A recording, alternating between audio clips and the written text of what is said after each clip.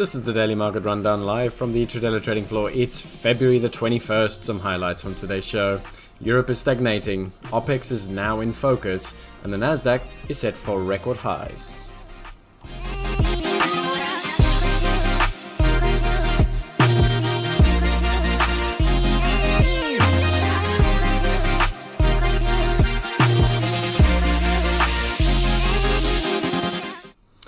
Good day and welcome to the Daily Market Rundown. It's Friday. Let's get stuck straight into it. A little bit on the overnight sort of market movement. Not a great deal going on. We can see that, of course, oil again weaker. We held below that 72.50 we referenced in yesterday's market rundown. Holding below there does very much open that door towards further downside in oil, perhaps over the course of next week. Apart from that, though, it's a very muted session. We can see Europe is mostly flat, clawing back a little bit of those losses from the last two sessions, but by and large, absolutely nothing is going on in the markets today. Now, we've got a number of things to focus on. We'll get, of course, to OPEX in a minute, but let's talk about our first topic, which is Europe effectively is stagnating. It did stagnate already over the course of last year. Now, we can see that the Eurozone delivered their latest set of PMIs, and it very much just shows the case that the composites come in around that 50 again, that point of neither growing nor sort of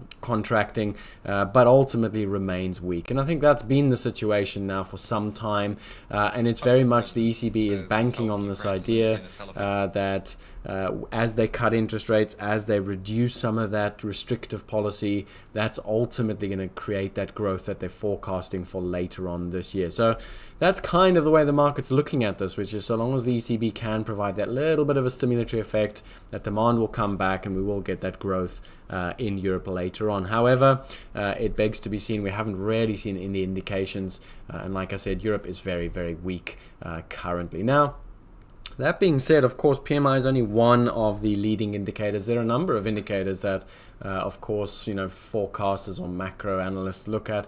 And the best way to gauge this is to go and look at something like the City Index.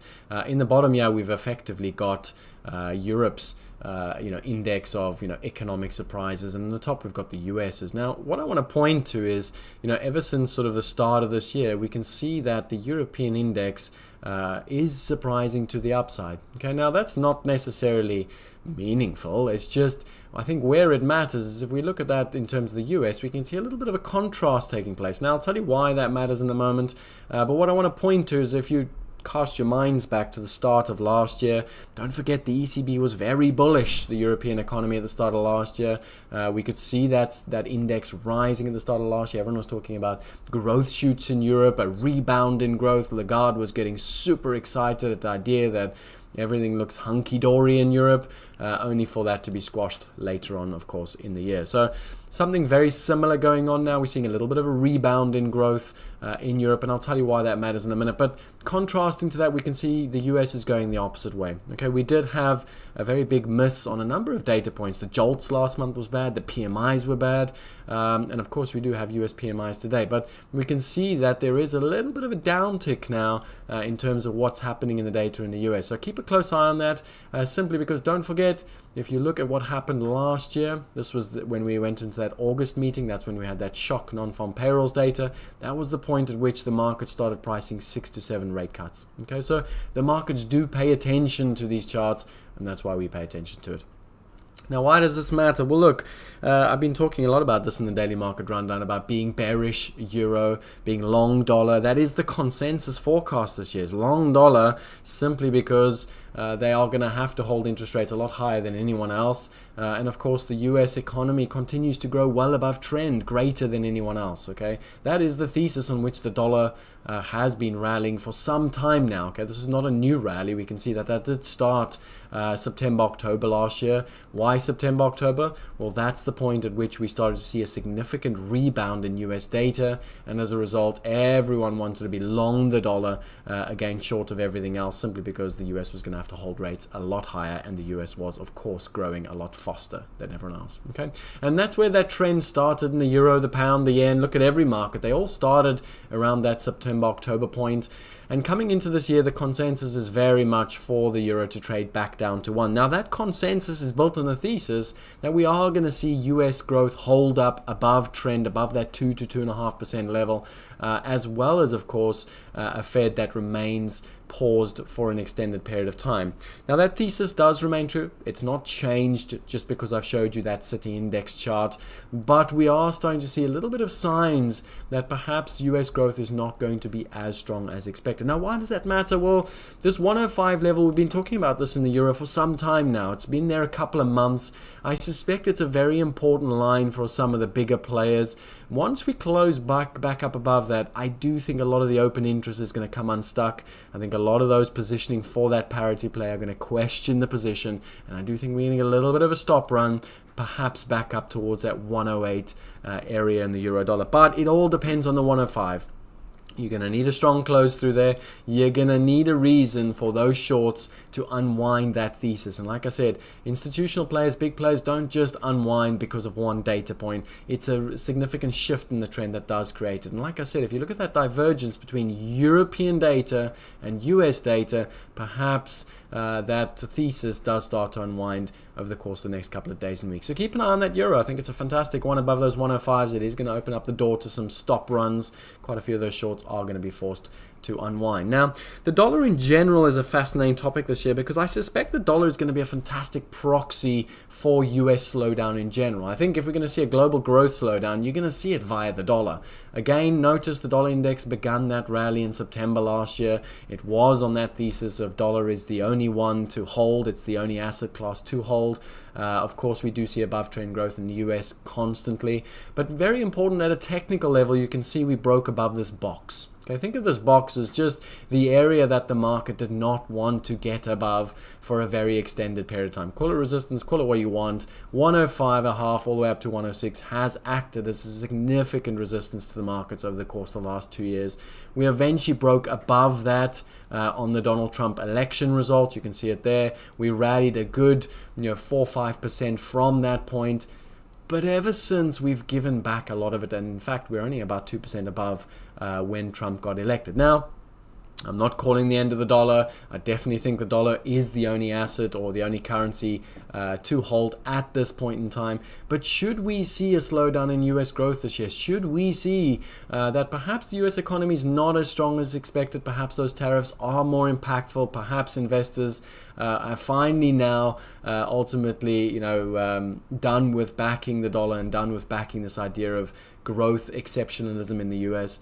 And we do get below those 105s, I do suspect that will be signaling to us that in actual fact, not only has the dollar topped and is about to sell off quite aggressively, but at the same time, US growth exceptionalism is effectively finished. Now, why does that matter? Well, because US stocks and the stock markets in general are banking on this exceptionalism again this year. They're banking on really good earnings growth from a lot of US companies. Should we see that slow down? Of course, should we see growth come in less than that targeted 2 to 2.5%? Don't be surprised to see a correction in the equity markets. But like I said, this is not a thesis that comes unstuck overnight. It's not something you just become suddenly bearish dollar. The bull dollar trade is firmly intact. Nothing suggests you need to be bailing on it yet. But like I said, back below those 105s, again, use the dollar as the proxy to tell you that in actual fact, things are not so great in the United States of America. Now let's turn our attention to the Nasdaq. It's OPEX day today. What does that mean? Well, it means that the wall of resistance with all those options is likely to be completed today. The thing that's been holding these markets together over the course of the last week is effectively out of the way. Okay, it's very much OPEX today, which means all those flows, all those dealer gamma flows are done, and effectively we should get the market revert to more technical type trading. Okay, very, very important when the markets move these, or when we move in these types of OPEX weeks, typically the market is constrained by whatever the flows are coming via options dealers. So once that clears, the markets will then tend to do what they want to do. We also sometimes do get that typical bit more volatility post the OPEX. Why? Well, because that so-called window of weakness happens directly after the OPEX. What does that mean? Well, there's less flows or hedging flows that can support the market. So once those remove, of course, that does create the potential for more volatility. It's not to say that is the case, but that's the general theory. Now, one thing I want to point your attention to is ultimately the chart, the weekly chart. We can see that the market this year in general has been very, very strong. And I say that because we've had a number of sort of potential economic releases, as well as, of course, the likes of DeepSeek and the Mag 7 faltering, and yet the Nasdaq sits just a whisker off of record high territory. I think the fact that the markets have climbed the wall of worry over the course of the last 6 weeks ahead of this OPEX suggests that we are now about to break out into that record territory, and I think that does come as soon as today. Now, in terms of the weekly chart, just go and have a look back at the last couple of breakouts, because I think it will provide a good playbook as to how you trade this breakout. But I'm going to start back in the start of last year when we broke into record territory. You could see that that came from a position of the implied vol actually being quite low. In other words, the market had already started rallying into that breakout, and once it broke, we did start to see the vol increase. Okay, now, if we look and fast forward to the next time we had broke out into the record high, I think it's a more similar scenario to what to expect over the course of today and next week, which is we saw that implied vol squash quite a bit as we broke into that record territory. It wasn't a case of we just had a straight line up move, but we did see a good 8 to 12 week period where Nasdaq effectively just bid up over the course of 12 weeks. But as a day trader, and this is the key thing to take away, there is a significant amount of overlap on that breakout and a significant amount of overlap on that breakout. In other words, it's not a clear-cut price discovery mode type breakout situation, and so I think you have to factor this in if you are going to day trade this. You almost have to have that mindset of strong close today above that 22,150 area, and I do suspect you've got to come in with a buy only dips mentality next week, which is every time the market tries to stage a little bit of offer, don't be afraid to get onto it, buy it up, because the market should have a very easy run once we close above this 22,250 area. Okay, so keep an eye on that. I think we're going to get something similar to what we had in sort of May, June last year.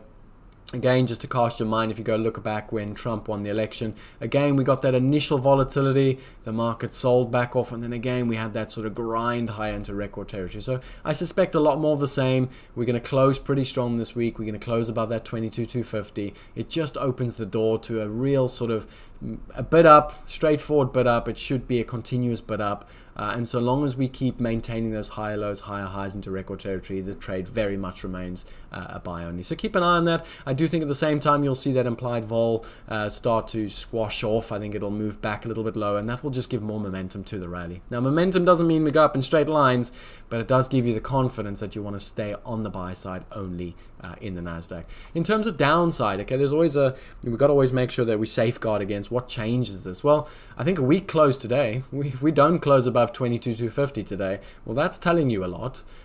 We should, for all intents and purposes, be breaking to the upside today. So watch the break. Okay, for me, if we close above 22,250, so long as we stay above there over the course of next week, it just means we stay bullish so long as we are sitting above 22,250. We get back below there, well, of course, everyone's going to be buying the break today. Everyone's going to be long through the break.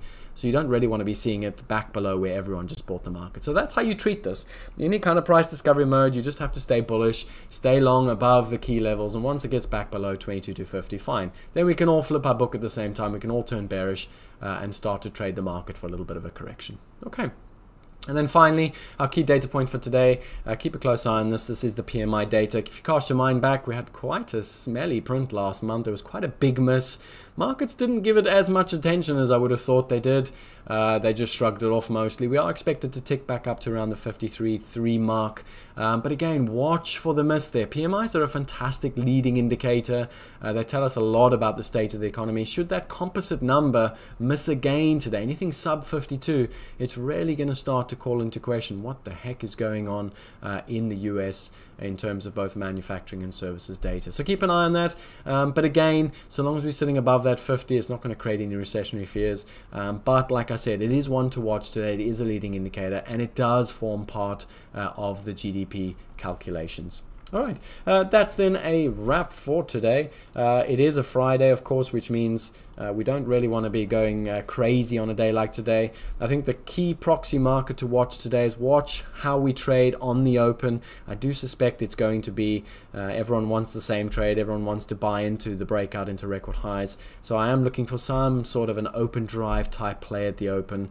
I'm not expecting anything other than that. But like I said, we have to always manage that risk. Okay, we can be the most bullish we want to be, but we have to make sure we safeguard against the downside. Okay, if there are any other questions, do post them in the Discord channel. Otherwise, that is a wrap for this week. Thank you for joining me, and of course, always that manage that risk. Now go make some money.